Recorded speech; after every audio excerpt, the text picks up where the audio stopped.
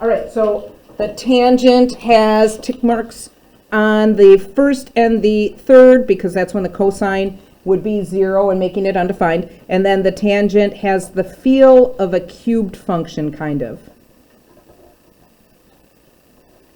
And so it looks sort of like that. When will the tangent look like that? Always, unless we like square it. All right? So, and we're not doing any of that. We're doing the basic parent function. So just like y equals x is a line and y equals x squared is a parabola, they are two different functions. This is the regular tangent. Tangent squared would look different. So this is regular tangent. And then let's do cotangent.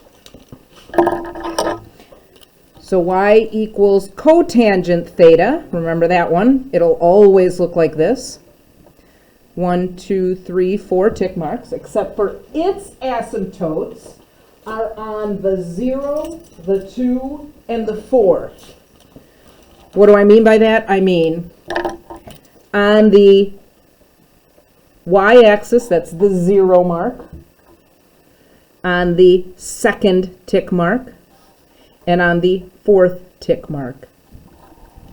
And the cotangent is the reciprocal of the tangent, so if you can picture the tangent flipped, like this middle section sort of flipped, it will give me my look of my cotangent.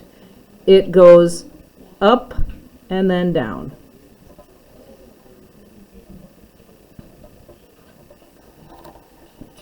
So again, if you picture the center here flipped, that's where your cotangent will start. Cotangent, tangent look very similar again, but they are reciprocal functions, so they go in opposite directions as far as this goes. All right, up next. Y equals the secant of theta. The secant is the reciprocal of the cosine. So 1, 2, 3, 4. It will also have asymptotes when the cosine is 0. It'll also share the values when the cosine is 1 and when the cosine is -1. And then it's the reciprocal of the cosine, where the cosine curves down, the secant curves up. Where the cosine curves up, the secant curves down. And then lastly is our cosecant graph. And our cosecant graph is the reciprocal of the sine. And so it has asymptotes when the sine is 0, just like the cotangent. So on the 0, on the 2, and on the fourth tick mark. Like the secant being the reciprocal of the cosine, the cosecant being the reciprocal of the sine, will share a point at 1 and at -1, and then it will be the flip of the graph. And I know this is pretty tight in here. I should have left a little bit more room. But those are our parent functions. And again, if you want to rewatch how we got those, then just go back to our video from Friday and take a look at where they come. But we really just need to know what they look like. Now we're going to add some shifts. We're going to mess with the end mark, end tick mark, and this one is shifted down too. Remember, if you have a vertical shift, always apply that first. So here's my graph. The center of my graph is going to be down 2. So I will make my new center.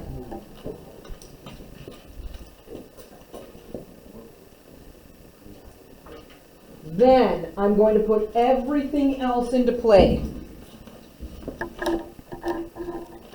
So graphing, let's do the end tick mark here. Remember, this is like 1/2 theta. And so my 1, 2, 3, 4th tick mark is 2 pi over 1/2, or 4 pi. So that's 4 pi. That is 2 pi. Nope, this is 2 pi. This is 1 pi and 3 pi.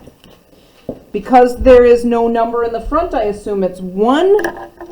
And so that means if I were going to graph a sine and a cosine, it would top out and bottom out 1 below. How does that help me? Well, when I graph my ghost function, it'll still tell me where I'm going to put my values. I have no horizontal shift, so my tick marks will just land in the middle. What do I mean about a ghost graph? Well, again, if you don't remember what these look like, the cotangent is the cosine over the sine, and it is undefined when the sine equals 0. This is undefined when the sine equals 0, and that means it's undefined when 0 crosses the axis. So I'm going to graph my sine just to help me find my asymptotes. And I just do a little dotted graph on there, and then I can put in my asymptotes. Where the sine hits is where I have my asymptotes. Again, it's not hitting up here on the original graph. It's shifted, so is my asymptotes will be shifted as well. Once I have that, I can go back up and look at my cotangent, put in my centers, and graph my graph.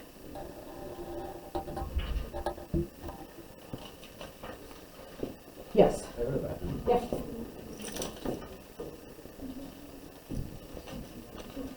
Any questions on that?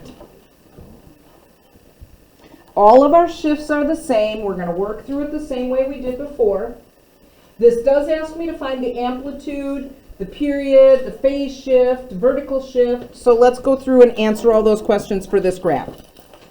First of all, what is the amplitude of a cotangent function? Remembering that amplitude means how high the graph is from the center of the graph.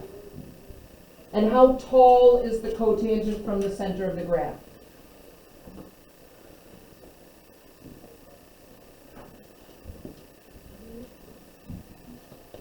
Infinite, thank you. I know somebody might have said it before, but I didn't hear. It is infinite. Infinite is not a place, it is not a distance, it is not a height, so this is not applicable for the cotangent graph. How about the period? Again, normally we would look at that last tick mark if it is sine and cosine.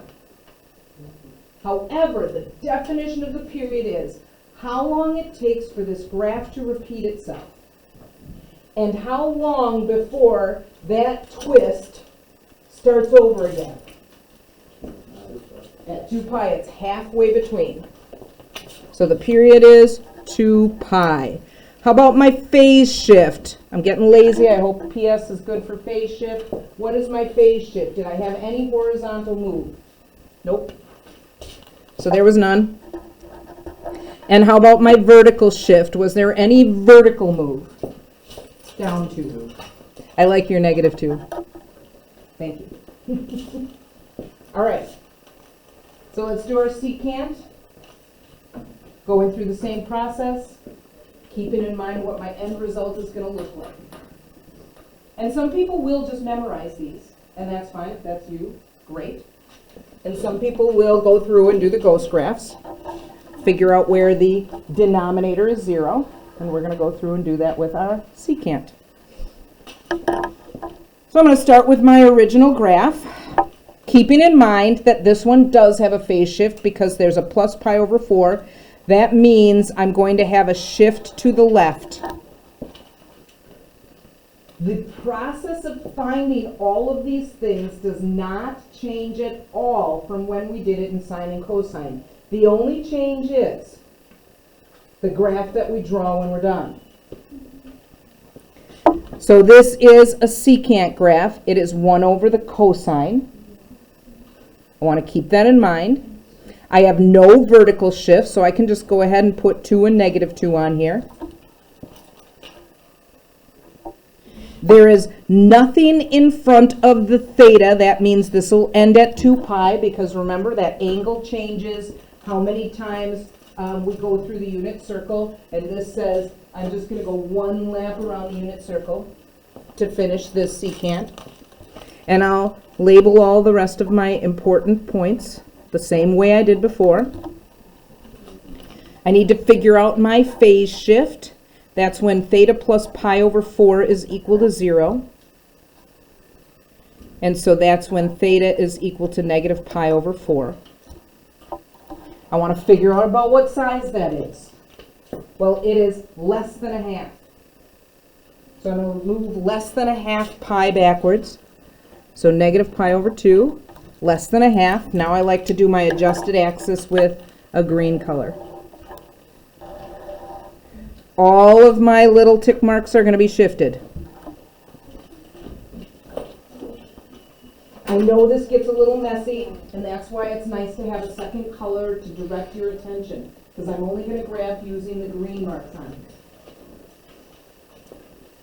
Again, secant is 1 over the cosine. So if I graph the cosine,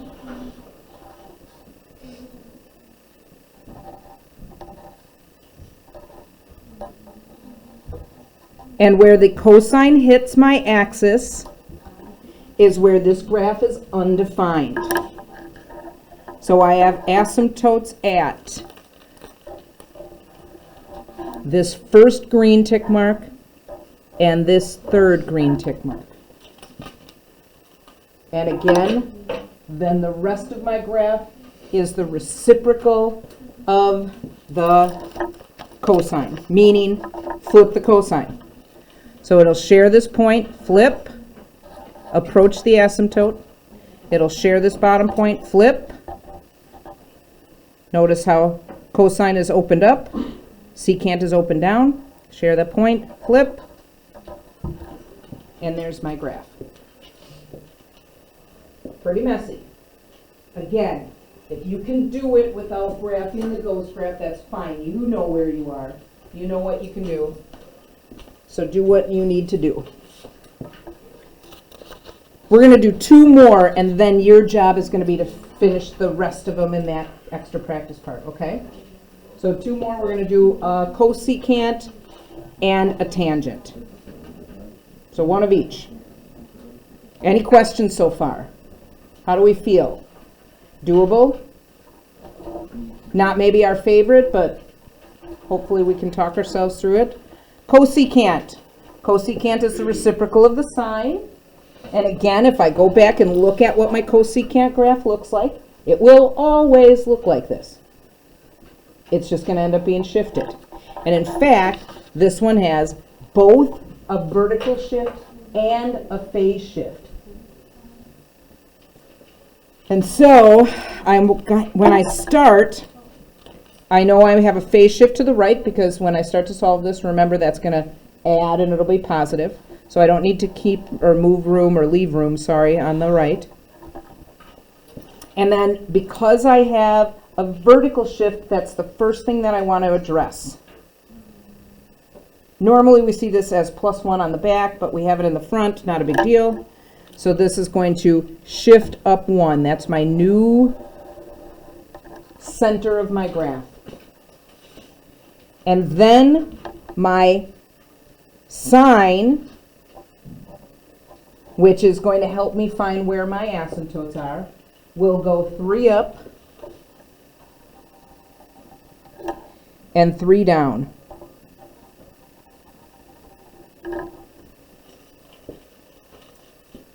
That is helpful when I graph my ghost graph or my denominator graph. That is real helpful to see where it tops out and bottoms out, because when I'm graphing a cosecant, that'll tell me the common point that they share, where it is.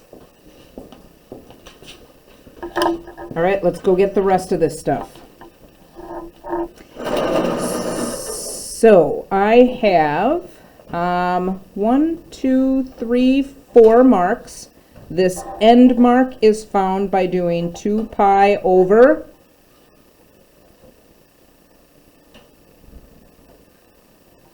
2, great, because that's the number in front of theta, which is pi, so pi is there. Pi over 2, pi over 4, 3 pi over 4. And then I will go ahead and do my phase shift.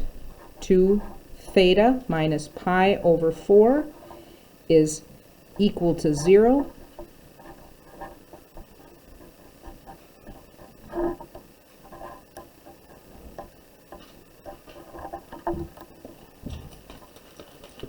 And it's going to end up being 1/4 divided by 2, or 1/8 pi. And that means that my shifted graph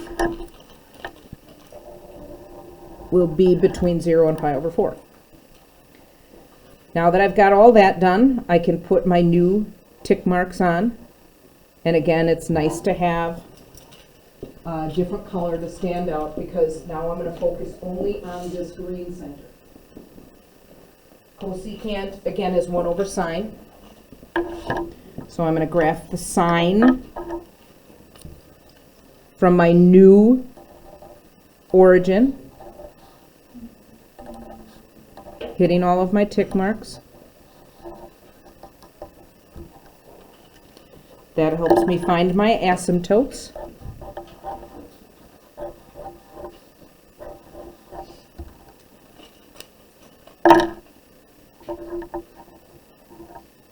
And then that will also help me graph my flipped function. I forgot to do it on the last one, so I'm going to definitely do it on this one.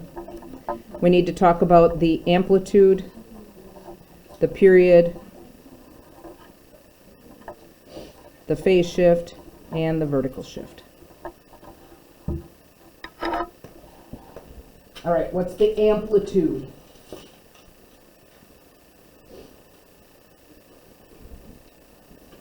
Amplitude?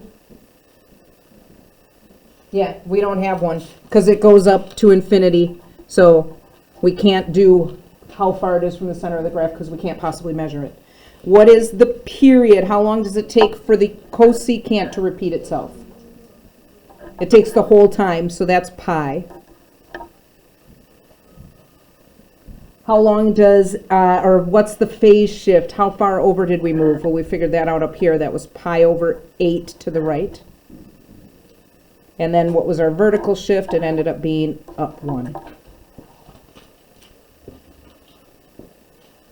Again, one last graph together, and then I'll let you guys finish working on the extra practice. So this guy's a tangent. Remember what a tangent looks like. I go back up to the top again. My tangent will always look like this. Again, if you want to remember how we got that, go back to the other video and take a look at that, but tangent will always look like that.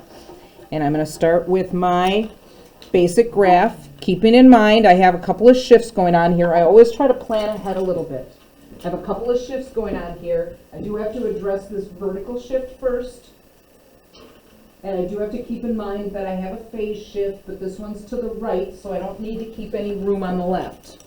So I can just kind of graph there. I might make that a little longer. Again, I'm going to address the vertical shift first. So I'll go down 1 and make my new center. And then when I do my ghost graph, it's going to graph 1, 2, 3 above that new center, and 1, 2, 3 below that new center.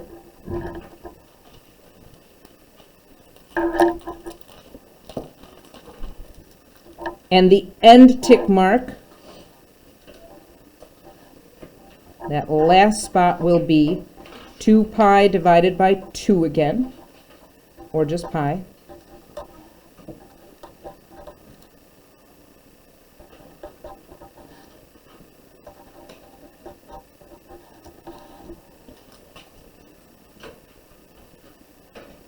And then I have to do my phase shift. When does 2 theta minus 3 pi over 4 equal 0? That's when 2 theta equals 3 pi over 4. And that's when theta is 3 pi over 8. And then I have to figure out what size that is. What is 3 pi over 8-ish? Or what does it fall, or where does it fall between? Yeah. Between pi 4 and pi 6. Yeah, because this would be 2 pi over 8. This would be 4 pi over 8. 3 pi over 8 is smack dab in the middle. So I'll put that down, and once I get that axis done, I have my new center of attention. I have my new origin. Everything's going to be based off of this origin. So my new tick marks are going to be in between, in between, in between, and I need 4 of them, so I might have to extend this a little bit longer. So I have in between, in between, in between. I need one more I'll put at the end there. Tangent is sine over cosine. So I'm going to graph the cosine to figure out where my asymptotes are. And I just do a little dotted.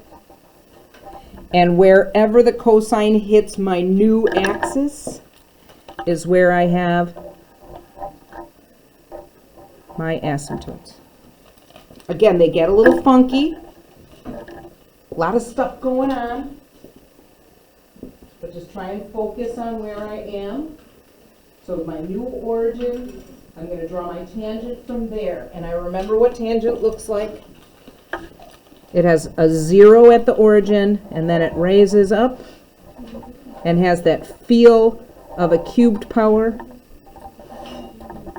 And there's my graph. All right, what do you have to do? I think there are 4 extra practice problems. Yes? Okay, so 4 extra practice problems. I'm going to have you do that in your thing, and then I'm also going to have you do the 4 graphs on your homework. So you're going to do 8 graphs total today. 4 in your packet, 4 on your homework.